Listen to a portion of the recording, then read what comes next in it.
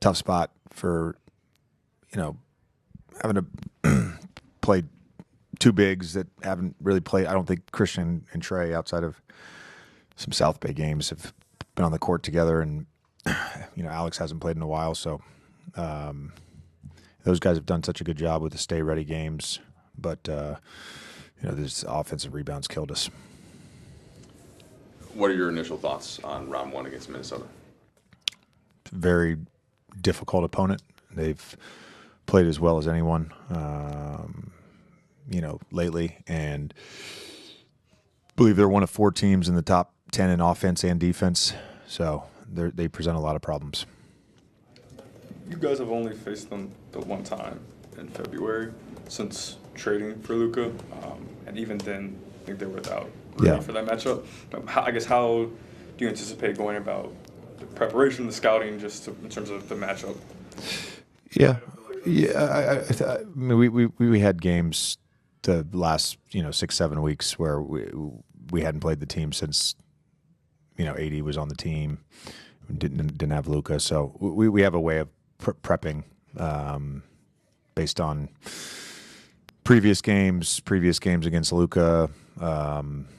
We have a general idea of what their rules are, just like they have a general idea of what our rules are. So I don't think it doesn't necessarily matter that we don't have anything on tape with both teams at full strength. JJ, you said that during the game you would worry about you'd control what you could control. Were you getting any updates about anything during the game? Was that something you had told people you just didn't want to know anything? I accidentally got one. I literally, Bob had written down the Clippers score in the second half and on a box score, and I happened to come across it, and then I put it out of my brain, and then I just kept coaching. So, we got to watch the game just now. It was a fantastic game, and both those teams are really high level.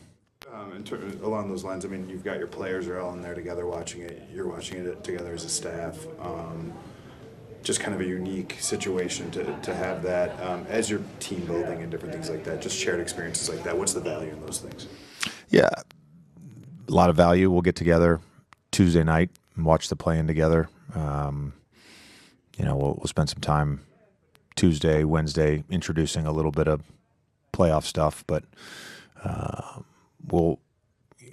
it's not necessarily going to be everything at once this week. We'll have to slow drip, and I think that's the approach that I think is going to work best for our group. So Tuesday will be more about us. Wednesday we'll introduce Minnesota. It gives our coaching staff now, basically 3 full days, and then we can sort of map out what we want to do in terms of Minnesota prep Wednesday, Thursday, Friday, potentially Saturday. You told us pregame that part of your approach to mapping out the time in between the regular season and the postseason would be to consult with your players. How valuable will the tape be potentially from Dallas playing the Wolves in the conference finals last year, and how will you approach kind of mining information from Luka as you prep? Yeah. I mean, in my playing career, that happened a lot. There's regular season and there's playoffs, and oftentimes it's not completely different things, but there are nuances to what teams are trying to do against certain opponents. Greg was on Phoenix last year and got swept by Minnesota. Sorry, Greg.